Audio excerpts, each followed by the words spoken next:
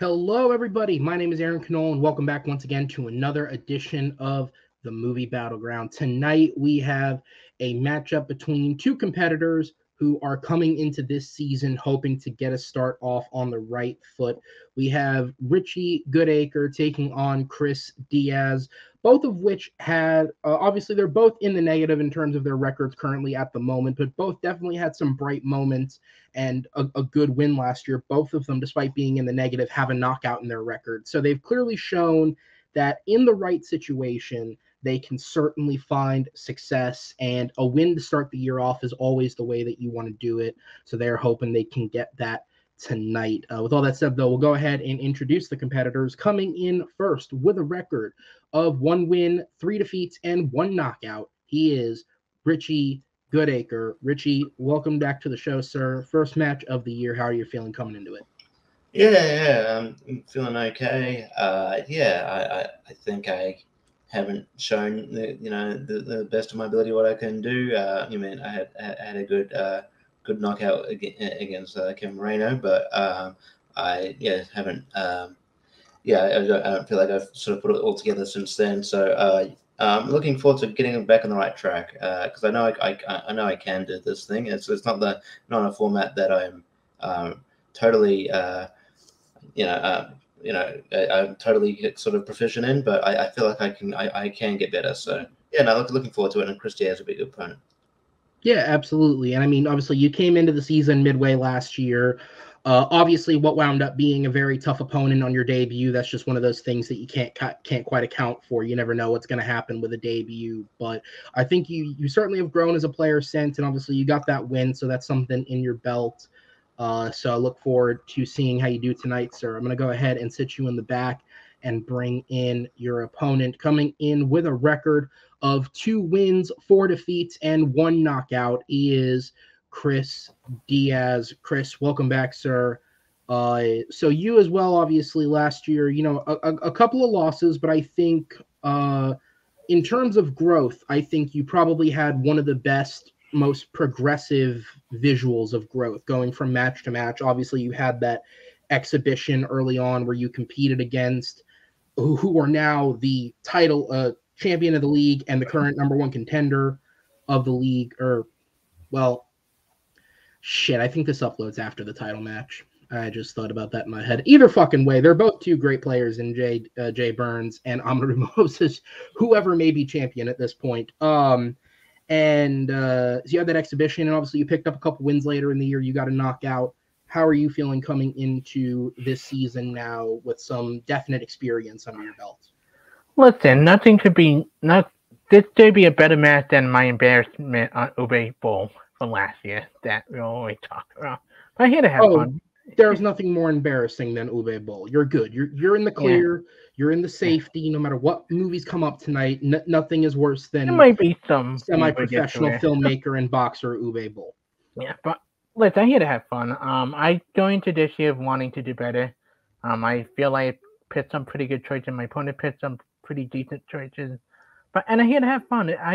Richie is a great team partner. He's my team partner in one league. And we have fun playing against him in another league. And I'm here to have fun. Win or lose, I'm here to have a good year. Let's get it on and let's have fun. And let's get nuts. And teach him with it. Absolutely. All right. Well, I'm going to go ahead and bring Richie in, and we will go ahead and get into this. Movie Battleground is a game that is a best of 5 rounds. It is the first to 3 points wins the match. Each round of debate is worth 1 point. If a competitor picks up 3 points in a row, that will be a victory by knockout. And if it is tied 2-2 at the end of 4 rounds, we do have a blind round question ready to go for the both of you. In terms of the regulation match itself, there will be 4 questions. The competitors have had them and had their opportunity to prep. There will be a 60-second opening argument, which will be followed by a 2-minute solo expansion period. There will be a 4-minute open discussion where they'll go back and forth, fight to get their points in, and then there will be a 60-second closing argument. Following this, I have 3 judges backstage in the form of Zach, Noah, and Ryan. They will join us on screen, and based on the points made by our competitors, we'll make a decision on who wins. With all that said, guys, do we have any questions or do we feel good to go? No, all good. All right, so let's go ahead and get into it. And as this match uploads, we are off the back of what I hope was a successful weekend for Shazam! Fury of the Gods. David F. Sandberg, in my opinion, is yet to make a bad film. I hope all this nonsense with DC doesn't affect the box office too much. As obviously, as of yet, we're like a month out still when we're recording this. I have no clue what it's going to do. But I hope the nonsense doesn't affect the box office because Shazam's a fun film, and here's hoping that the sequel is even better. But speaking of sequels, there's something that DC doesn't often get right. When you go through the history of DC films, there's more bad sequels than there are good sequels, which makes the question of what is the best sequel to a DC film. And pause, because I know that every single person watching this match just collectively said The Dark Knight, which is why the question is, aside from The Dark Knight, what is the best sequel to a DC film of all time?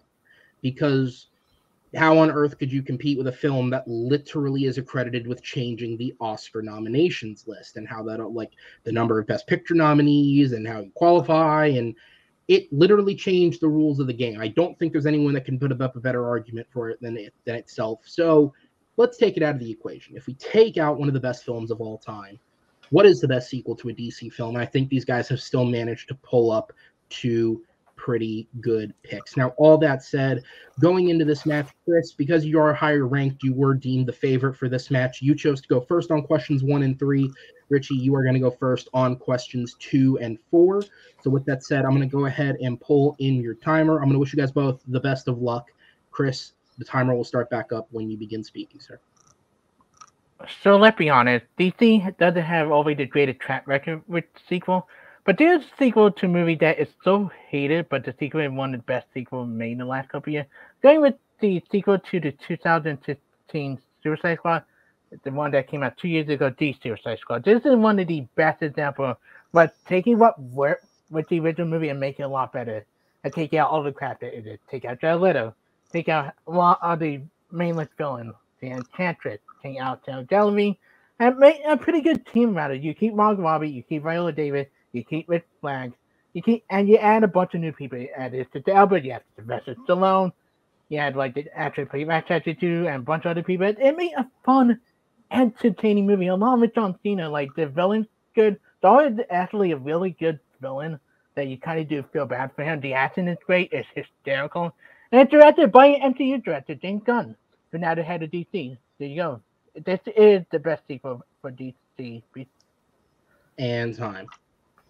All right, Richie, over to you, sir. What's your bout for the best sequel to a DC film? Yeah. So for this one, the DC sequels, the better ones are few and far between. So I had to go sort of back into the way back machine, and I chose Superman 2. I think that this works on every level. I think it improves upon the first one. It's a wonderful sequel. Especially it had a lot going against it in production. There was all the signs were there to say this is not going to turn out good, and it was actually it was a really solid movie. I think people still talk about today, and I think it's a really worthy sequel. It doesn't undo everything from the first one, and I just think it's a really solid performances, and one of the best sequels of a DC film. All right, that is time. I'm really sad nobody picked one of the funniest comedies of all time in Batman and Robin. I'm pretty sure that was somebody's sexual awakening. I don't know whose, but with all the nipples and ass cheeks, it had to be somebody's. With that said, though, Chris, I'm going to go back over to you for the Suicide Squad. Time starts when you begin speaking.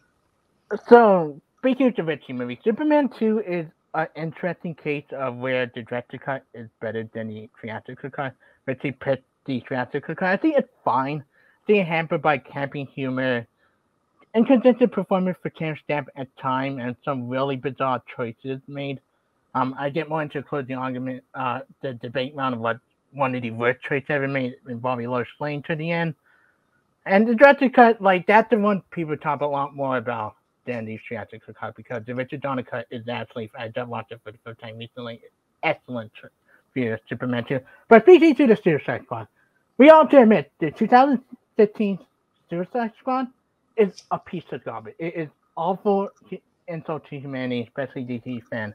This one is really like James Gunn tripped what made 2015 work. He tripped Viola Davis, tripped Margot Robbie, tripped Guy Courtney. Yes, he does just kill off the beginning, but he that's the Batman again. And he gave us a great bunch of team TV and make it so entertaining. Rat Chapter 2 is a great character.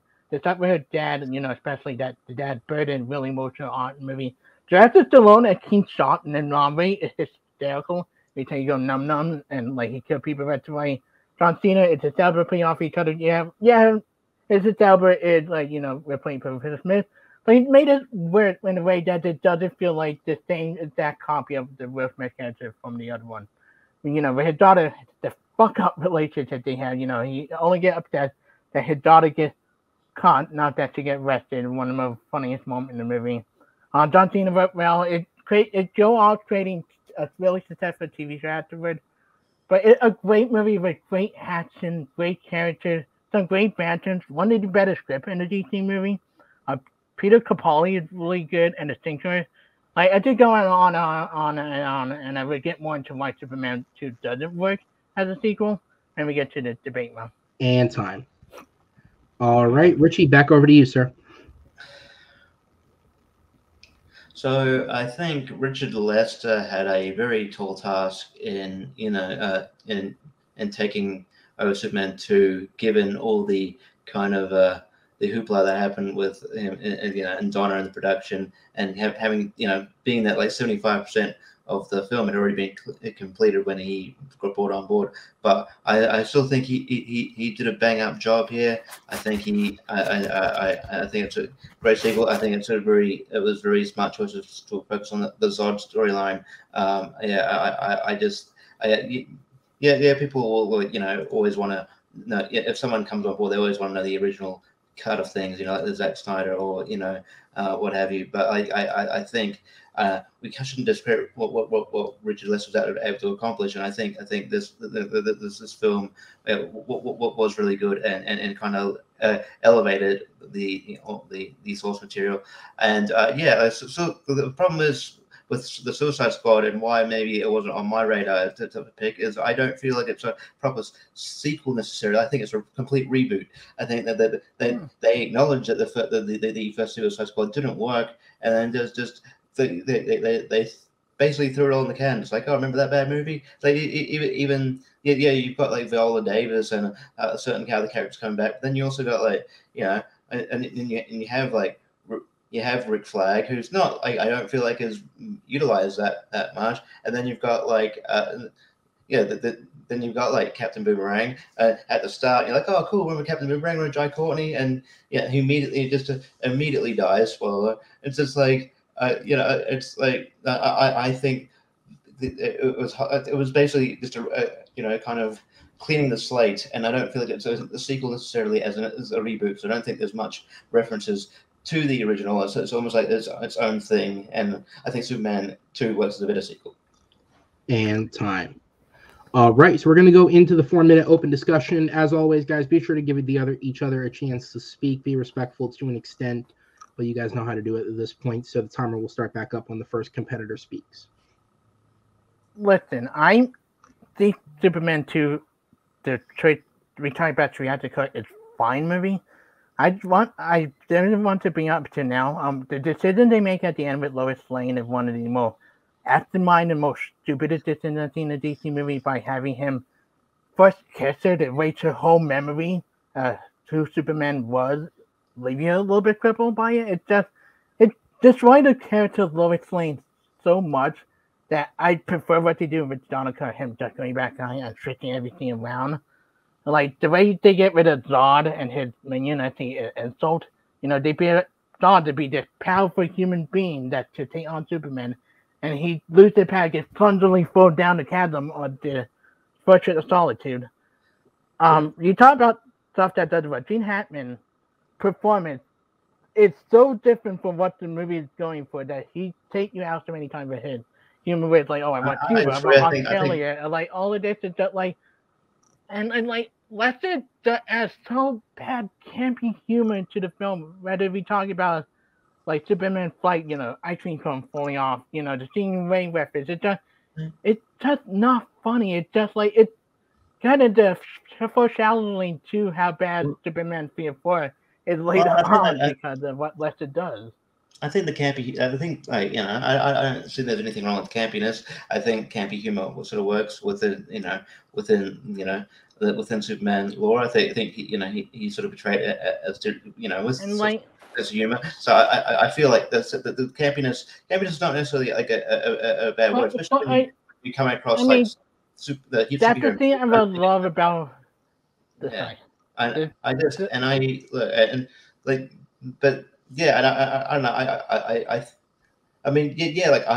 would say the ending with Lois Lane is controversial, but I mean, it definitely gets you thinking. I don't necessarily think it's like a bad ending. I definitely understand what he was going for there, and I actually do. But I like that it's like even in Donald cut, like Lois like say, I was sure to protect your secret. You're still close to me. I like that. But this is just like, okay, I know you're struggling, but I do kiss you against your will, against consent, I will say, and make you forget everything. I think. I don't think that that decision is totally that was totally like a deal breaker. 83% of people on Rotten Tomatoes still really like this movie, so I don't think that. I think that kind of that ending kind of sparked conversation. I feel like you need to sort of pin on the Suicide Squad here because I don't think I'm about to get to that.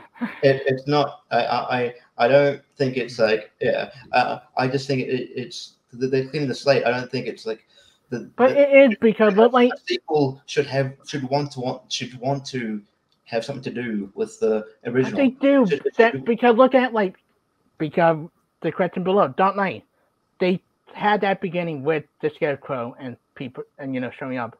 Just continuing with Batman again. We get there with the Suicide Squad with Jai Courtney. They get that little joke with Margot Robbie and like Hollywood, you out of prison. No, bank robbery.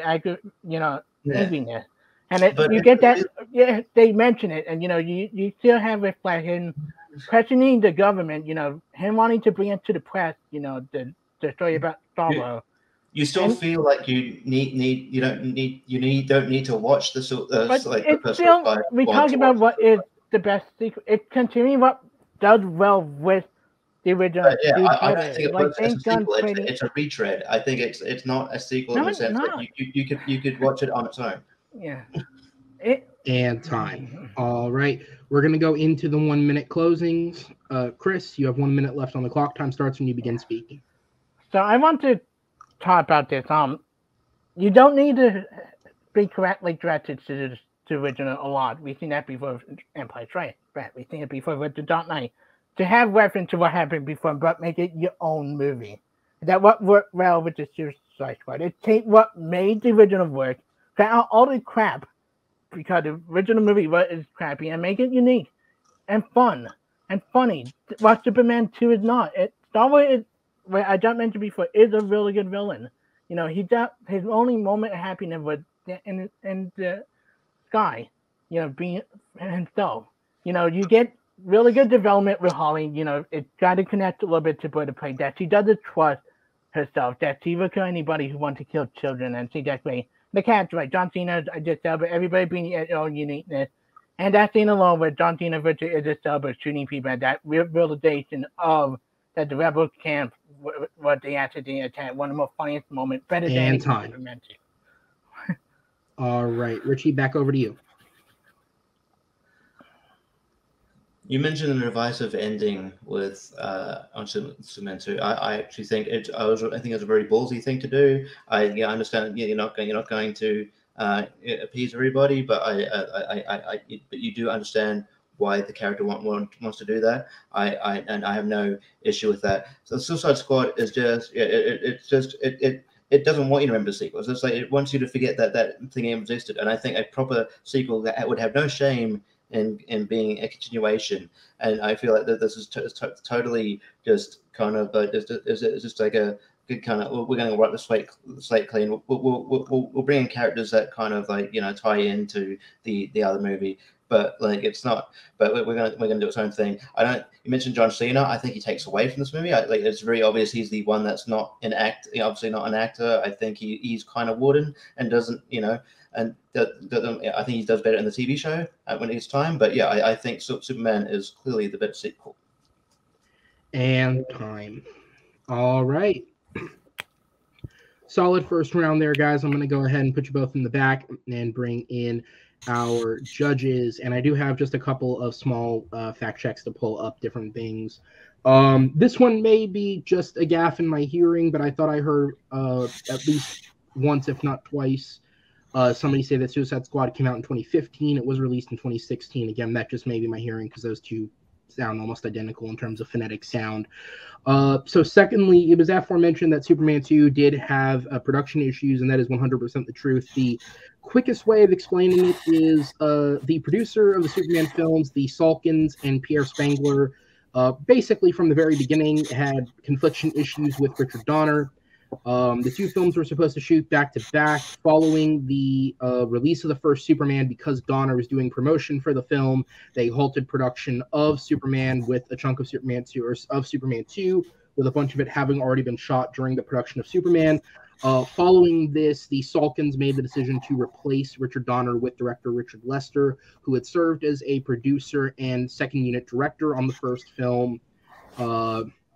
And he was a working partner with the Salkins. He had directed films for them before, and he was brought in to take over the film. This led to all sorts of issues with Superman 2. Production didn't pick back up until 2 years after the original footage had been shot, meaning that if you watch the film, there are at points clear physical differences, especially in stars Christopher Reeve and Margot Kidder, that if you pay attention to, you can notice.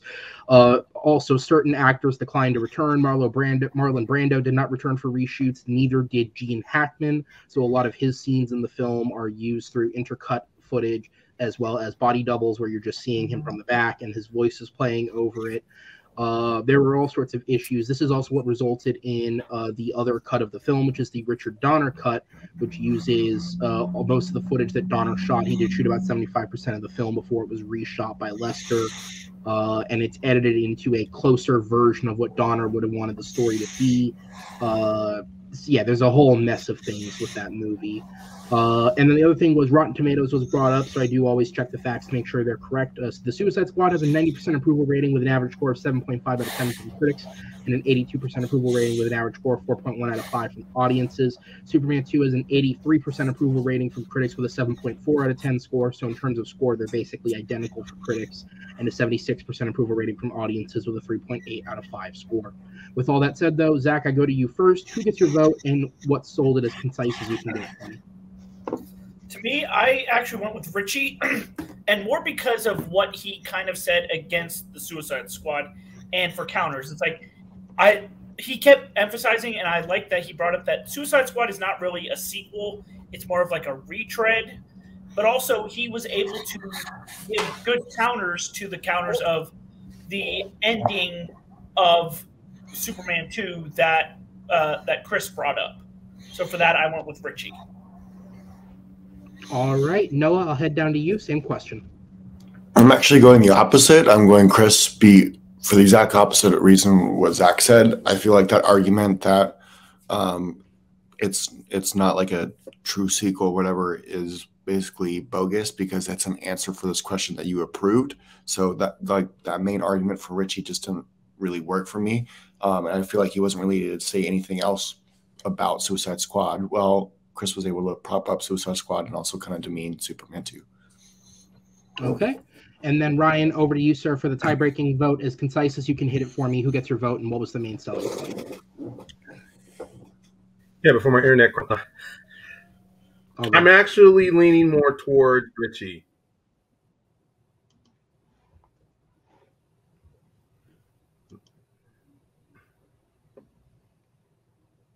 Hello? All right. I heard who you're voting for. I didn't hear anything else.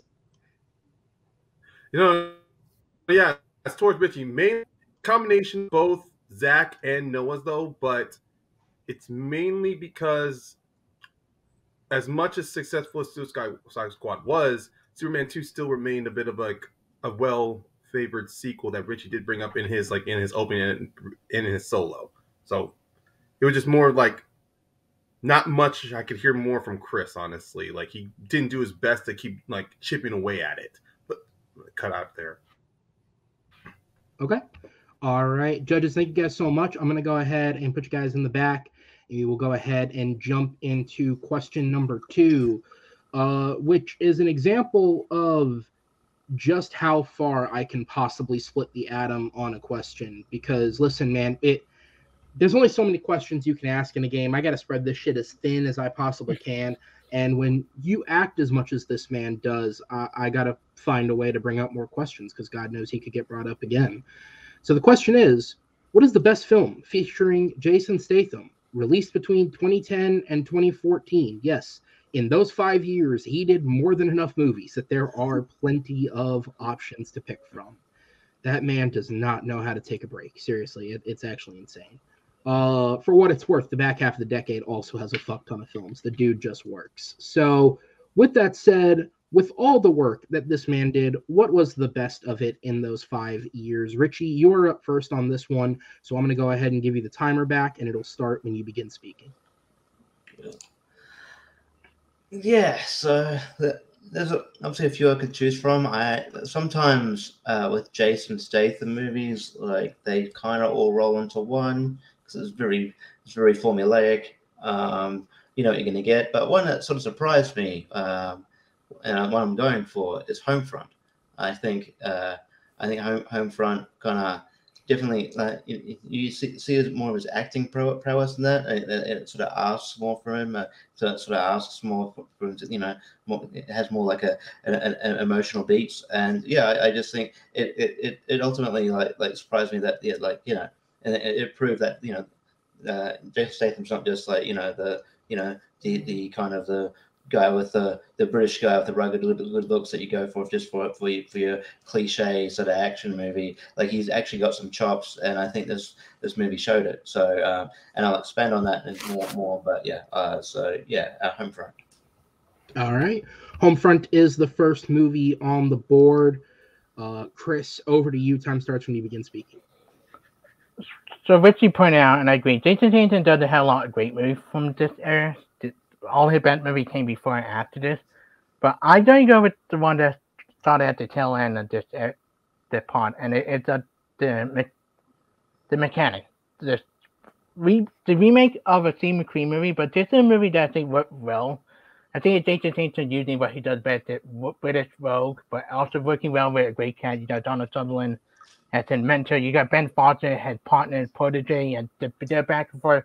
Well, he worked well. It does well with the emotional arc, because Jason Statham killed his dad, and Ben Foster doesn't know it. He had that guilt going around him, and he's teaching the kid to be the best he can, to be better what his father wanted him to be, not to mess up, screw up. You got Cody Gilman being a really good villain in this. That's fantastic action sequence, especially one involving a skylight telling guy the man of God. And a pretty decent story to it. This is one of the better remakes in and time. All right, so we have Homefront versus The Mechanic. Richie, back over to you. Time starts when you begin speaking. Yeah, I just feel like with something like the Mechanic, you think, okay, you mentioned it is a remake. It is a remake of a. I'm not going to pin you on it, but it's a remake of a Charles Bronson movie, not Steve McQueen. But I just feel like you could have done more with it. And Charles Bronson, I feel like has more acting prowess. But what you did is you took this premise and just made it. Yeah, just made a sort of cliche sort of Jason Statham movie. I don't think it stands out to be honest, between all those other ones like Safe or whatever you want to talk about. But yeah, I think Homefront is actually is a solid film that requires a lot of more emotional beats from, and I just think you don't see that film anymore. I think it was kind of ballsy that he sort of was going away from the whole the whole cliche sort of action guy. Where there's a lot of action in this one, but there's at least like he gets to show more range. And he's got and James Franco's really good in it, and they got really good chemistry. And I mean, ultimately with Mechanic, you don't really, when you watch it, you're like, oh, cool, it's a Jason Statham movie, but you're not watching it for Jason Statham at the end of the day. You're watching it for the performance of Ben Foster, who blows him out of the water. I feel like Jason Statham just becomes secondary.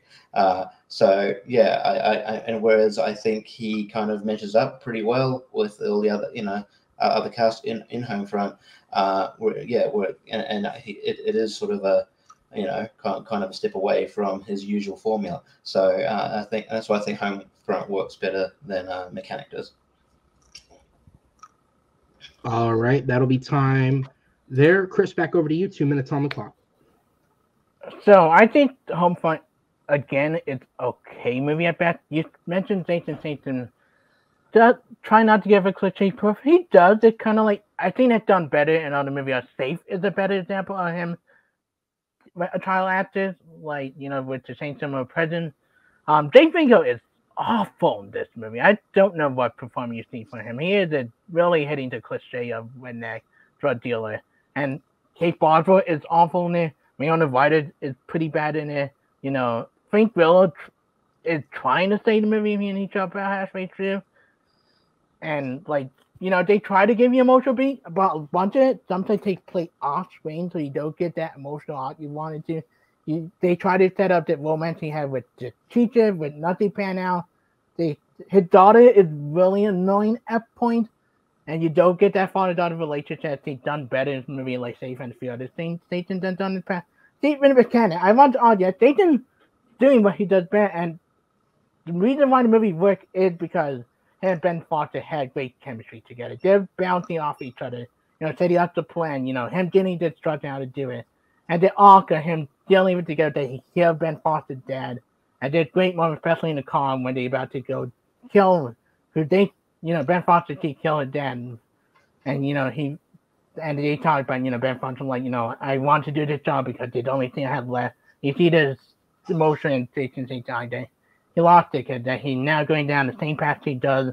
I think Donald Sutherland, despite in small appearance, does better than anybody from Fun. That reaction when he realized he's about to die and he accepted. He doesn't tell Jason Statham the truth, but he's like, all the people I want you to do it. The movie was both great, and it's a great, better Jason Statham movie than Homefront, where it's a cliche upon cliche with really annoying action sequence, a really obnoxious ending. We get and time. All right, we're going to go into the 4-minute open discussion. The timer will start back up when the first competitor speaks. Richie, I love you. I wanted to like Homefront, but it was inconsistent-wise. I think you said the emotional arc, but I don't see it. I think every time they try to build something up, they got cut away to James Franco, Leona Ryder, and Kate Bosworth and all of this shit. The sister is really annoying, and you're supposed to root for her when she does redeem her at the end, but you don't see her. She's drunken, the way she treats things, you better pay for my kid's thing. Nothing about it good. I'm like, Frank Miller, I'd say, is the only good thing about Homefront when he does come in. The action sequence rotation actually is one of the only decent action sequences in the movie. My movie had good action sequences. I do want to penthouse scene. I do want to clarify. You said at that, the end. You said that I said that James Franco did a great performance. I just said they had good chemistry, but I do think they did a good performance, and I think his role as Gator, I think it sort of almost lifts the movie. It brings the movie down. You mentioned. I mean, you can't really mention you can't really knock Homefront for having a whole bunch of cliches. Where I feel like this has so much less than Mechanic does. Mechanic could have done a lot with what they were given. They were given original material. They were given original material. Not original material, but they had something to work off, and then they could have done something new with it. But no, at the end of the day, it just becomes another Jason Statham movie. But that's the same thing with Homefront. We are in two. And with a Jason Statham movie, you get a whole bunch of cliches. But that's the thing. You get the. You're making my point because we are in two cliche Jason Statham movie. But I think my cast elevate the material better than your cast. Your cast James Franco, Kate Bosworth, Clancy Brown in a cliche role that's going over. They mentioned he corrupted, do nothing with that. And even Winona Ryder in a role that, right, like, what's she doing this film? And like my movie, Donald Sutherland is not in it a lot, but he does give a good depth to it. Like, he wants his son, he's mad about his son messing up all the time, and then.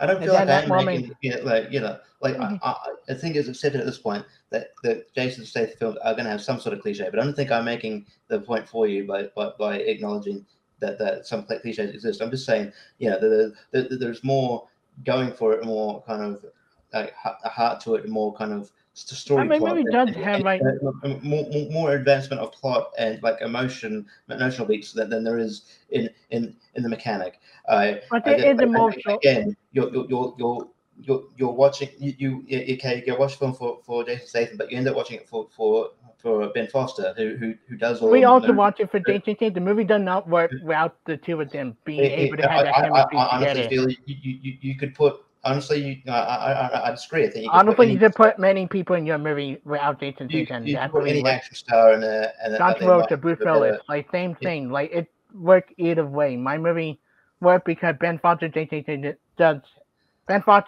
Statham does have that good chemistry together. The action is good. Yeah, mine more like able.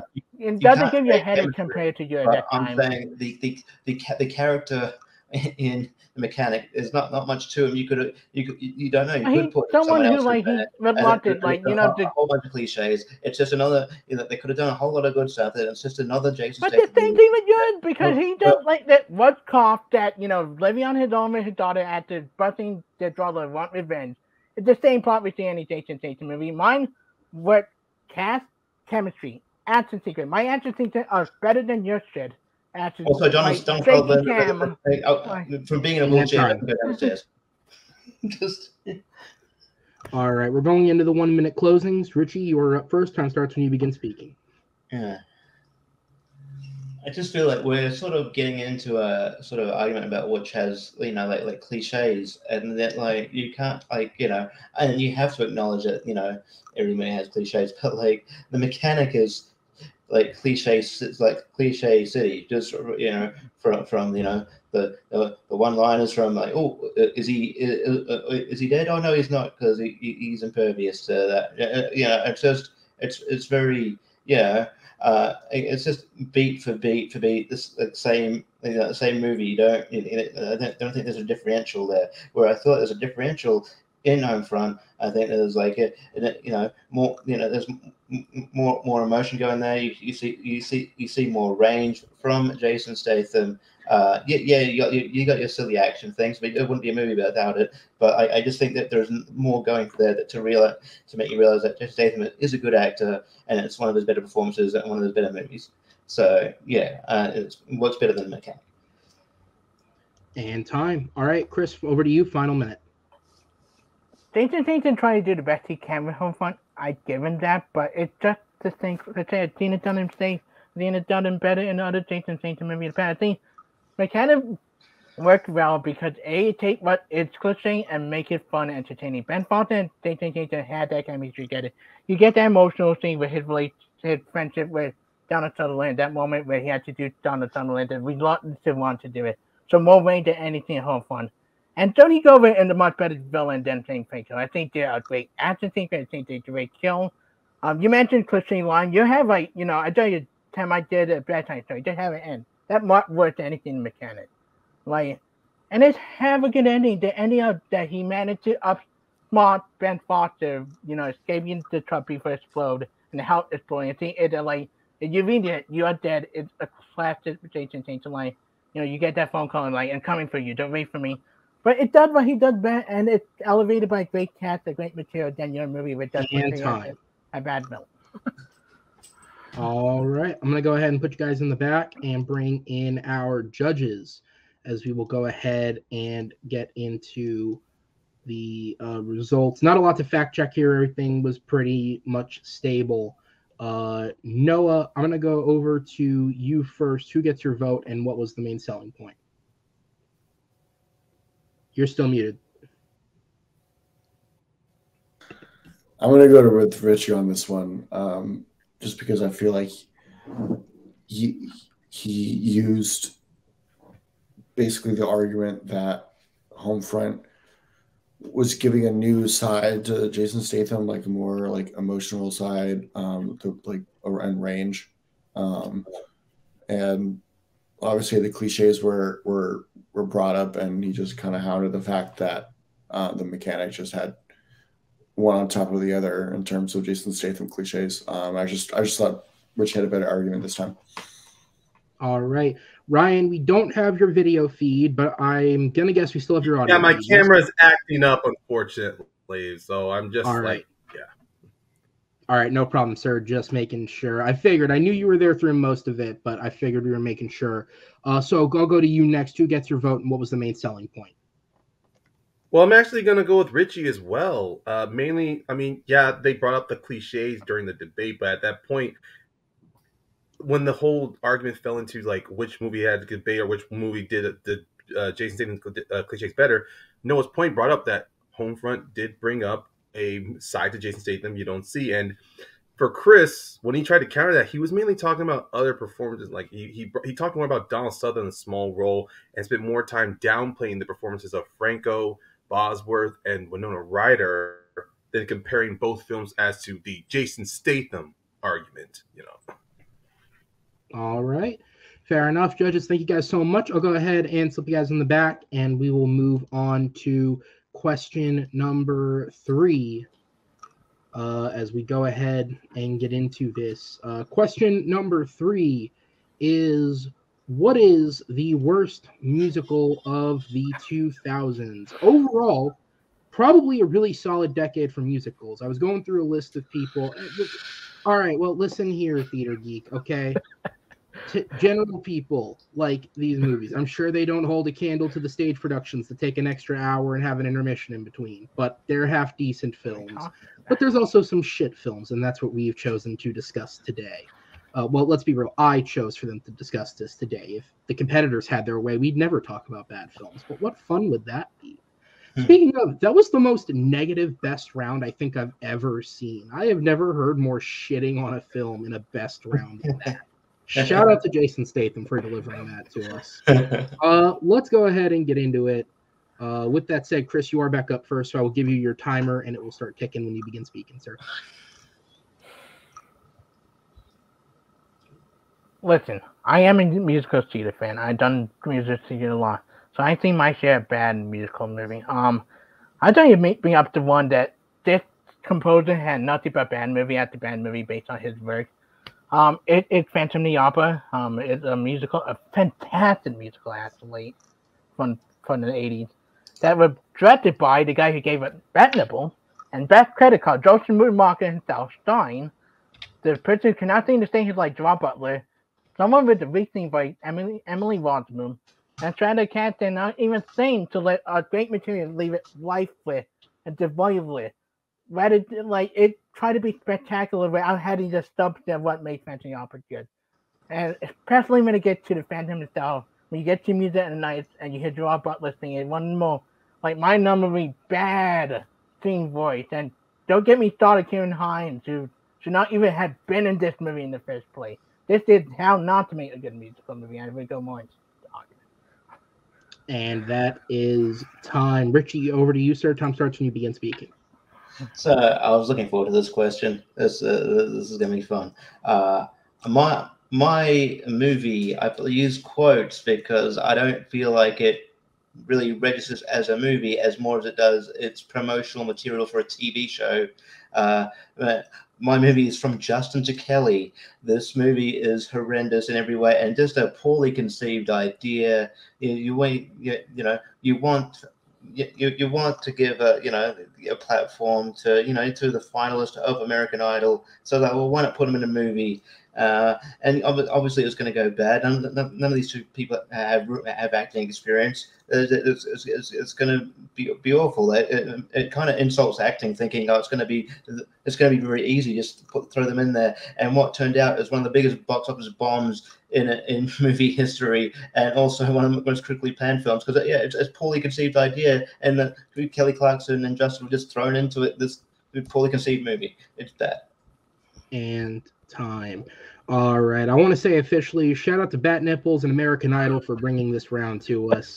You have provided the world with all sorts of cinematic horrors. Well, I guess American Idol cinematic horrors are limited. They gave us from Justin to Kelly, and they gave us Philip Phillips in a Spider-Man movie. But aside from that, Chris, we're going to go back over to you, sir. Phantom of the Opera. Time starts when you begin speaking.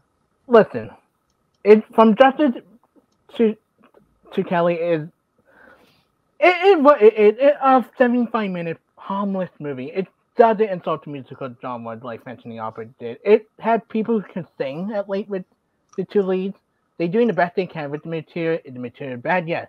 But it's a great ripoff. It's a fine. Like, you should just watch it and you forget about it.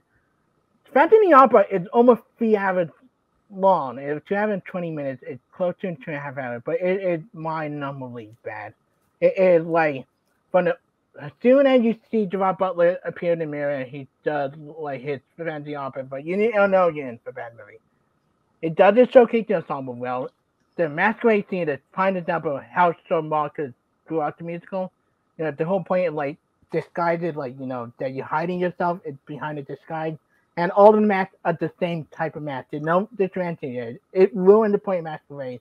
Emily Roosevelt, love her Shameless. Love her in a bunch of the scenes. It miscasted Christine. So Train's supposed to be the high soprano singing voice that she can barely hit the note, especially in Richie, you were somehow here again to sing to me. He cannot hit the high note. Following Gerard Butler, who giving his worst performance I've ever seen anything. His voice is irritating, it's migrating, his acting all over the place. When he's supposed to sing, he yells at a point, especially the point like the ending part of the movie. Paul Patrick Wilson is trying to save this movie from being bad, and he is okay at bad. Kevin Hines awful. Many drivers just get me started. For Justice Kelly, mine and Homeland, it's not the worst movie. We've seen worse movies, especially from the decade that came out. Like, that is worst musical movie. It's a mine Homeland movie. Every bad movie has a guilty pleasure. Some people do consider From Justice Kelly a guilty pleasure movie. And Homeless, mine is like the per definition of worst musical. And time. All right. Richie, back over to you. Time starts when you begin speaking. So I like the word you use often in your reply was harmless. I would beg to differ that this movie is harmless. It makes I feel like it makes a mockery of acting, mockery how it is to make a film that you can it insults the audience because I feel like even a kid will realize, oh, this is just an advertisement for American art. Film shouldn't be used as advertisement fodder. It's just as well like Kelly Clarkson was able to recover from this, but this could have easily killed her career. I feel like it did definitely kill Justin's career. So I don't feel like it's harmless. Whereas like at least like with Phantom of the Opera, you've got great source material there. It's actually it's a spectacle. It's really awesome to look at, and could the singing performances be better in the movie? Yeah, sure, but like it's not totally unheard of like to have people in your cast that can't sing. It doesn't necessarily take away from the movie. Like Russell Crowe wasn't that necessarily that great. That wonderful in Les Mis. Les Mis still a good movie. Emma Watson, not the greatest singer in Beauty and the Beast, still a decent movie. So it definitely helps if there's better singers. But I think another ingredient is the story, and they didn't like completely destroy the Phantom Opera story. I feel like it was actually pretty competently directed by Joel Schumacher, whereas where From Justin to Kelly is just it's an ad. There's no ambition. It's just to get to try and propel their stardom. Yeah, it was a poorly considered idea to propel their stardom, where they should have focused on their positives, which is singing in a singing competition. And time. All right, we're going to jump into the 4-minute open discussion. The timer will start when the first competitor speaks. Richie, we all agreed with musical 2000, and we all can brand movie you might have a point, but I don't bring up the singing is not bad From Justin to Kelly. It's adequate. It's fine. Kelly Clarkson has a beautiful voice. Sacha Rooney has a fine voice. Everybody else does have a decent voice, and the dancing is fine. It's entertaining. It's 75 minutes briefly. It go by you. It's not something you do you hate for the rest of your life. Phantom of the Opera, we should talk about things all day, but I do want to be honest. Joe Schmoemarker make the movie feel lifeless. When you think of Phantom of the Opera, you see on the moment like when you enter Phantom Layer, the candelier rides up, the mist. There is a freaking chorus. Like there is a tunnel they go through. It had none of the potential of what made the musical good. It like he adds stuff that unnecessary. He adds backstory to the Phantom that is unnecessary for a musical. And the one that killed the movie is when you see the Phantom, when the mask come out, you see a disfigured face with the skull pumping up. He has acne on his face, and it's the most laughable scene about the movie, along with the acting and singing. I mean, we mentioned Emma Waterby, we mentioned Philip Butler. Kevin Hine, another great actor. Horrible singing. That they should have stripped that around with the two. Look, I'm not like saying that the singing movie is is great. I'm not saying the singing's great. I'm not saying, but like it's a spectacle. Worst musical movie. And a lot of the decisions you can have fun with. Whereas I feel like Justice Kelly, I feel bad for everyone involved. I wasn't actually necessarily having to go to the scene. Is it bad? Is it worse than the singing is fine? You know why? Because they're professional. They're professional singers, which is what they should be doing. That's what make it like Richie from being a bad musical movie because don't go into acting because but like I know that there's supposed to be music. Obviously, there's supposed to be music within a musical. The music is okay too. It's like it's supposed to be like this romance story, and then they got no chemistry whatsoever, and it's just they're just. Jerome Butler and Emmy Rosenberg had no chemistry. You want to know who was originally supposed to play them? What's that? And Anne Hathaway was supposed to be Christine, and Hugh Jackman was supposed to be the Phantom. Well, and they could have because of scheduling conflict. So your like sort of big issue with the movie is that it's miscast.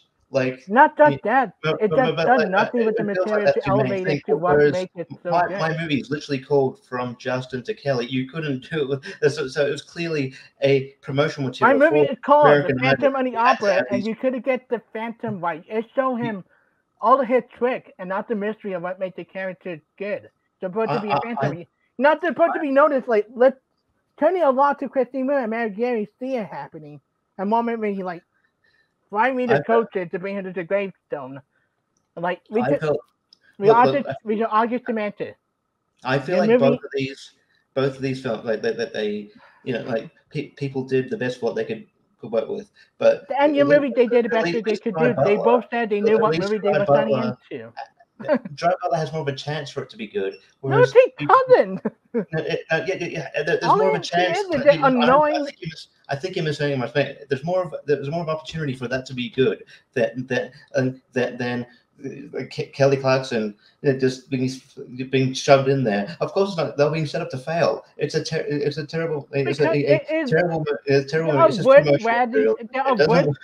it doesn't work as an act. It doesn't work as a proper movie. It doesn't work as a musical. It doesn't work anywhere. And at least Phantom of the Opera, there is a great source material there. It's a great spectacle to look at. I think you can have fun with some of the decisions that Joel Schumacher made. Point. Like it had nothing mysterious. The movie is like I argue the music is a little bit better than your movie. Like to hear to understand what they're saying, and they just stay on. And time.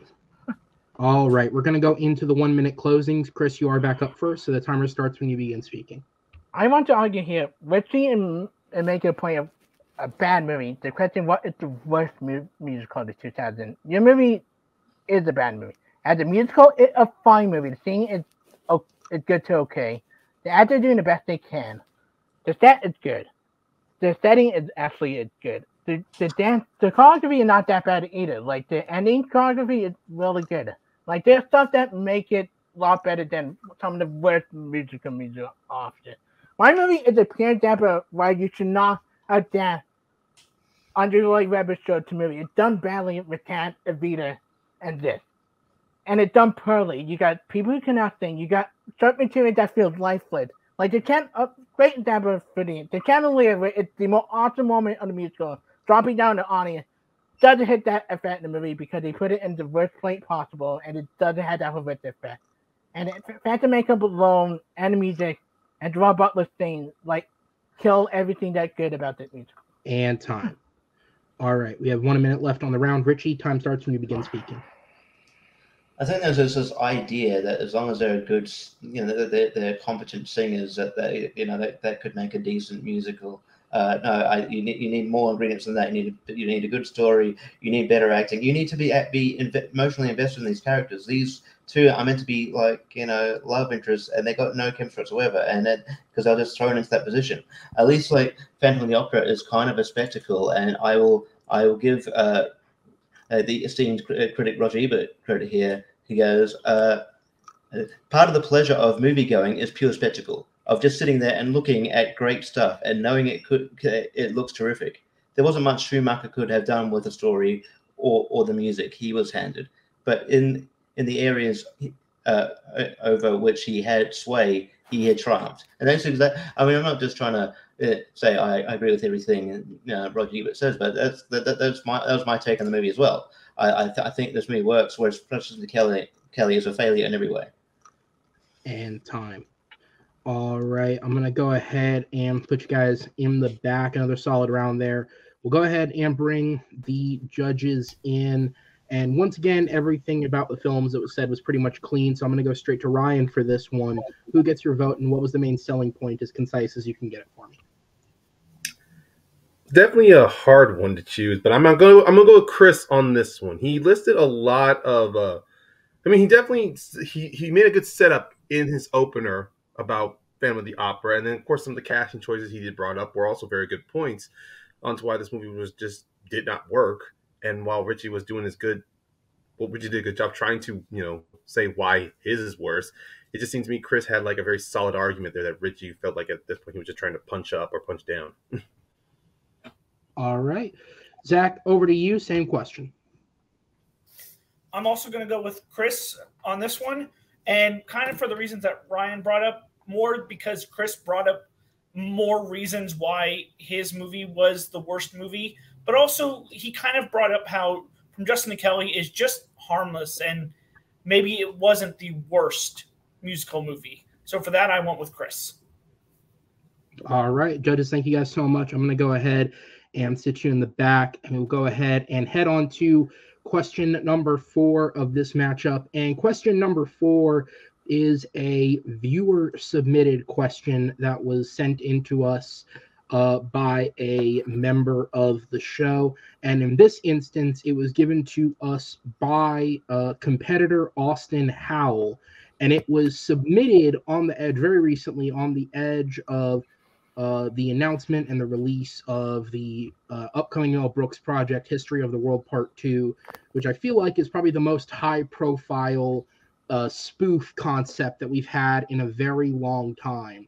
So submitted by Austin, the question is, what is the best spoof/parody film of all time? Now, anyone who has been paying attention, you guys may have remembered or noticed that in a recent previous match between Jeremy Potters and Ross Bristow, a very similar question was asked, except in that instance, the word spoof was traded out for a mockumentary. However, I did allow the question to be asked again because uncoincidentally, he had no idea what the questions were in that match. It was submitted by Austin. But in that matchup, they also both picked Christopher Guest films. And so in this instance, considering they both pulled from the same director, I figured let's explore the genre again and get 2 more films on the table, which these guys did pick 2 great ones. Richie, you are up first, sir, so I'll go ahead and throw you the timer. It'll start ticking when you begin speaking.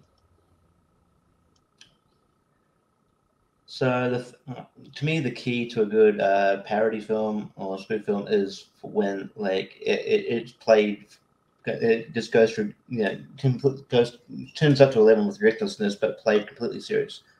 And I think that there's no better example of that than Airplane. I think Airplane is it's amazing. It's the fact that that they just kept the script from another. From a more serious film with Leslie Nielsen, and just didn't change anything, but basically hardly anything of it, and turn it into one of the more beloved comedies of all time is a remarkable achievement, and I just think it's one of the definitely one of the better spoof films, and one of a spoof film that that is like the textbook of how you make a spoof film. So Airplane's my answer, and I think it's definitely one of the best. So, yeah. And time. All right, Chris, over to you for your opening minute. So there are a lot of best spoof and parody movies. I don't even go with one that I love. I watched so many times with my parents and everything. I go with Monty Python and the Life of Brian. This is a parody and spoof of religion itself. Like what it did with somebody else living next to Jesus, that people later on see as the next Messiah, that they believe everything he does. He did not want to be the next Messiah. He get into all these situations, so where people keep falling, devoting himself, not being crucified at the end for it because of misunderstanding. So this movie appears that for how to do comedy and do it well and keep the joke going with great payoff. Whether you have bigger ticket, whether you have the overlook on the bright side of life, the stuff with the mom, like she hated her son, but when the son suddenly get people following her, then she thought she didn't know that. It's like, no, you have to go out, you have to speak.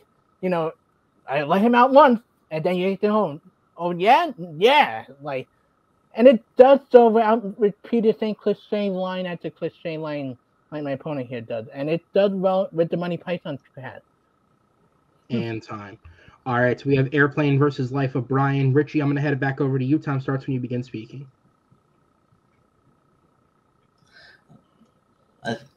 Like I said, I think Airplane works just because of how that they turn up to 10 with the ridiculousness, and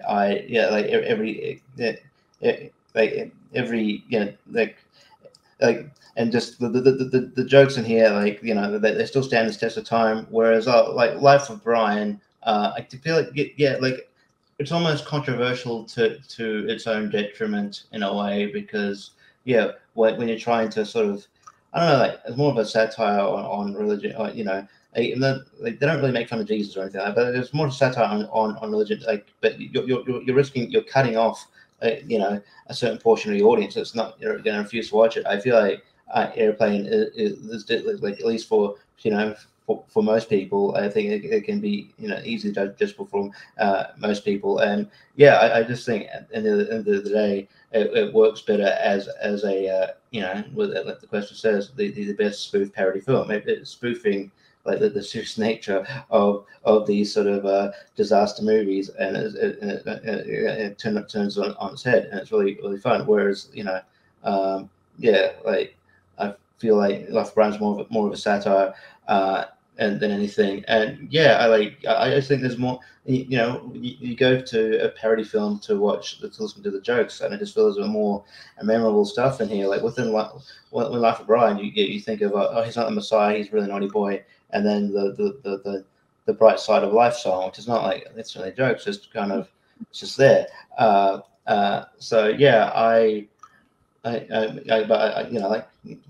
think Airplane's got more iconic lines like this. I'm serious, don't call me Shirley. When they're in the line about to beat up that patient when she's gonna sick. I think it works better, and I'll expand it in my format. And time. All right, Chris, back over to you. I think Airplane is a great movie. I love it to death. I do. But I think it's just a movie that you just see on the line. You don't see other specific scene itself. You mentioned like Brian only had two memorable lines. I argue it like they had the switch thrown at women, that the woman dressed as men, so they get to participate in it. The Star Wars joke is really funny. Biggest tickets and the payoff later on when the guy actually do show up and punching a pilot is hysterical. You've already brought over on the Bright Side of Life the scene where they Brian shoot and say, "Oh, this is sign of God. This is what we do," and then he tells you have to make your own decision. I mean, what can we do instead of it? It's funny stuff, but it never insults people who follow religion. It's filmed that it making fun of religion, but at the same time showing respect to religion. Like it make out all of the things that doesn't make sense, never insult the audience. And I think it made the joke last longer and laugh harder because you think of the character. See the character in Life of Brian way more memorable. You see a Brian, you see a punching a pilot and his speech impediment, which made the nickname thing really funny and keep the laugh going on for a while. You think of the guy that's trying to get out of situation. Hey, they come in to go, and like, okay, you to go. No, and like, all right, when he finally does go because he say he is Brian, like that's so it's Brian stay with you. On the statement that God go in to look for Brian, the guy make a comment, crucifixes? Not that bad. Oh, I thought you kill you. And I'm like, just saying. It's funny. I think Airplane just like it. You see other lines, but that's pretty much it. I don't see any of the characters. None of the characters are memorable besides Leslie Nielsen, and he just is a creepy pervert pilot. And like it, I think it's done better at the parody. It's done better at other stuff, whether it's the Mel Brooks stuff, whether it's anything from like the Monty Python, because they do stuff they knew with the material. It's way more memorable than Holy Grail and Meaning of Life because of you learn a lot of And time. All right, we're going to go into the 4-minute open discussion. The timer will start back up when the first competitor speaks. I love both CD movie, Richie. I do. I think Airplane is a very funny movie at point, but some of the jokes that get repeated over and over and over again, whether it's Leslie Nielsen hitting a little boy with jokes like that, and it's creepy on hell. Someone does hold out the women slapping thing, kind of more insult today than it was back then. And like with Brian, it does the parody well. It does make fun of religion. It does try the inaccuracy of believing who the next Messiah is, and you will follow anybody late just because his shoe that he's telling people out and over with all of these God people that preaching stuff. And right, his stuff made sense, doesn't follow it. It also made fun of the Roman people, the inaccuracy for physician, but it's part of the pilot how much an idiot he actually is. The way he does, like, let's find some random person named Brian, no name description, no detail, like, all of this. It just did with you. Like, I dare you, because Leslie Nielsen tell me a memorable character to name you Brian, to name you Pontius Pilate, to name you Goodacre, to name Brian Mom, like, all of the people that the rebellion itself, like, are memorable characters, like they're. Yeah, I just feel like I just feel like again, it comes down to easy accessible. Like, I know. I mean, I love Monty Python. I love Monty Python as much as anybody. But like, and they push the envelope. That's what they do. But in doing so, you're going to, you are going to, alienate some of your audience. I just think that like it's not like people aren't going to find aren't going to find this as funny. But people could be alienated by Airplane 2 with some of the stuff like the women slapping thing, some of the little racist joke like with the people ordering. Well, like if you like, especially if you're watching 23 Eyes sort of thing, but like but like it's not like. But we both. It's not like they advertise that. People going in aren't going to know that there's going to be like a certain race. But parody film is subjective. Like work for some way, not work for other. Airplane will work for some people would just find Airplane boring and over the top. I think that like provide a tiptoe to step between being a little bit offensive, but at the same time being sensitive to what religion is. It does show respect to religion. They do a good job of showing like the religion people, preaching stuff. They never make it over the top. They make it like each of them had their own way of saying it. They make Brian a very likable character that you do root for him. I do feel sorry for him when he does get crucified at the end. See, I think and the ending is more like, if you look on the bright side, it does stick with you more than Airplane ending. But you mentioned 2 scenes. I pointed out almost 7 scenes from Life of Brian that are memorable. Like the thing about spoof and parody films, as much as like I admire the gusto of going for like kind of controversial topics like religion, I think it works better when you're just focusing in on sort of like maybe tropes and films and stuff. That's why Airplane works. That's why like something like Hot Shots works. That's why we've got so many. Hot Shots is a better movie than Airplane. I will say Mel Brooks movie is better than Airplane because they do better than just repeating the same line over and over again. You get Leslie Nielsen make the same interaction to kids over and over again. You get the character. I don't think repeating jokes necessarily is a bad thing. People hanging themselves every couple of minutes or so. It does. Repeating jokes is not a bad thing. Like you can see that people repeat jokes, and then like sometimes it's funny, then it stops being funny, then it becomes funny again. It's a common thing. Right, we even remind Python when they bring up. And time. All right, so we have 1 minute left for each in the round. Richie, you are up first. Time starts when you begin speaking. So yeah, I just at the end of the day, like like I only said a few jokes here and there, but like I think it does sort of go. I think Airplane is more accessible, goes for laughs, more laughs. I just think it's better. Yeah, I think parody movies work when they're parodying, like sort of, especially when you're in like a Hollywood system and you're parodying, it kind of sells. I think it kind of works in that way. I admire Life of Brian, and it was very controversial at the time. But I don't think it's even the most clever Monty Python film. I don't think that's I think that's goes to Holy Grail of any life. It's my third favorite for me, just because. I don't know. I don't think it has as much to say as it thinks it does, and I think Airplane's just fun. It's not looking for something to say. It's just saying, hey, aren't these disaster movies quite cliche and fun? But yeah, and I like how it plays full series. And time. All right, Chris, over to you. Final minute of the round. Some of the best parody movie doesn't have to be a parody film. It should be a parody of anything. Every film is suggested. Airplane is a good movie. It's good for a good laugh, but it does sometimes repeat the same joke over and over again. Main character not likable. Life of Brian does more stuff with it material than it does.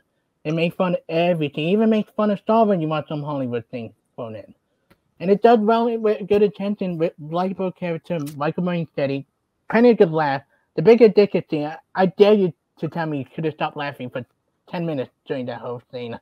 Like, it still does land. Like, always look on the bright side of light. One of the most satisfying endings to any parody movie. It does it with heart and grandeur. The character is likable.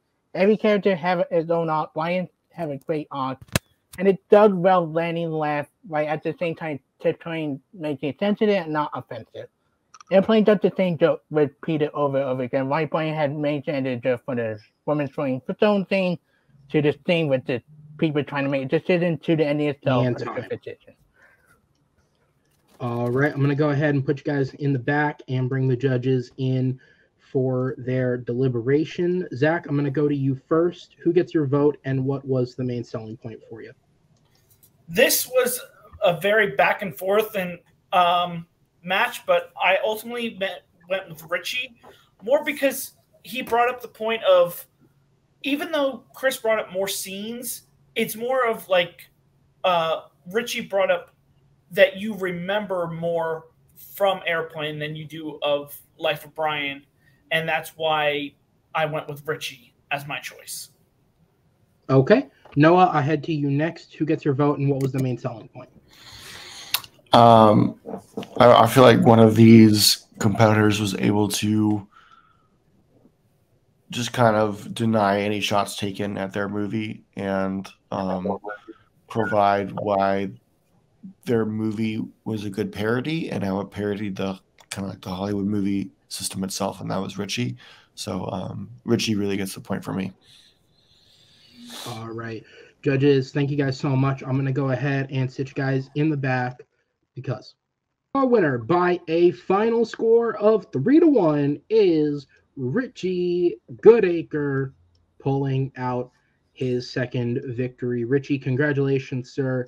A hard-fought victory there. Some really good rounds there from the both of you, but obviously you pull it out with the victory. What are your thoughts on the match? Yeah, no, it was a really tough competitive match. Chris really brought it. There were definitely rounds where I thought he had me, and I pulled it out. And definitely, he definitely had to argue his ass off for the musical one, because I thought I had him with my choice. I'm like, oh, there's no way I can lose. So, but no, he did a really good job. And yeah, look, I'm glad I got the win, and hopefully I can get on some sort of a streak here, because it's not like totally my wheelhouse, but hopefully I can improve on it, and I feel like I am improving. So hopefully I can improve to the point where I become a sort of a credible sort of threat here. So that was yeah, it was real fun and good game to Chris. It could have gone either way. Yeah, absolutely, and absolutely. I think when you go back from that first match here to now, there's definitely been a lot of improvement. I know, obviously, ending the season last year on the knockout from Jake was sort of a tough one to take, but I think that your performance in this match shows that was more of a sign of his growth from match to match than anything that it was against you. Yeah, So with this win now, with that 2-3 record, that bumps you up the table a little bit for the first time, because of the record. You've sort of been down near the bottom. Now you're sort of moving up towards that mid tier, and it puts you near, a different set of type of players. Now you're near sort of the likes of like a Shannon Briggs or a Ryan Payne that are sort of hanging around in that -1 differential in the table. Not that necessarily either of those would be your next opponent. Nothing set in stone yet, but to give you an idea of where you're at, how are you feeling about your next matchup? yeah. Look, I'm gonna have to bring it.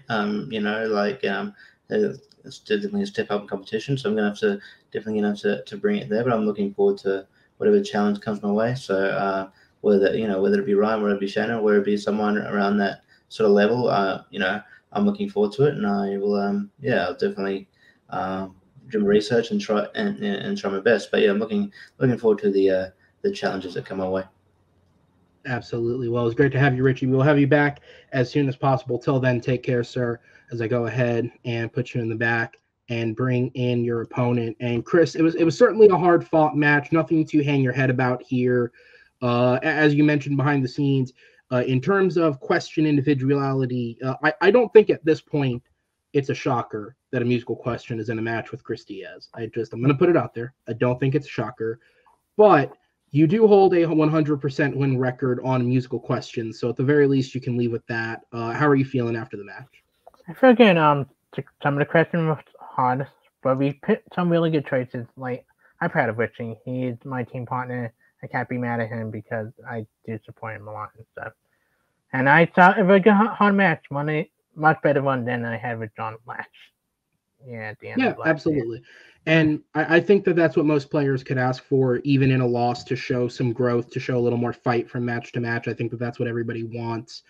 And as I said, I think you've come a long way from your first matches early on in the league, and even in a loss today, I think you showed a lot of fight. I think you brought some really great points. And again, I don't think there's anything to hang your head about with the loss. Until next time, Chris, fortunately, again, because, things are still a little weary down at that end of the table, it's not exactly clear who your next opponent will be, but I'm sure you will take them head on. So until then, sir, we will see you next time.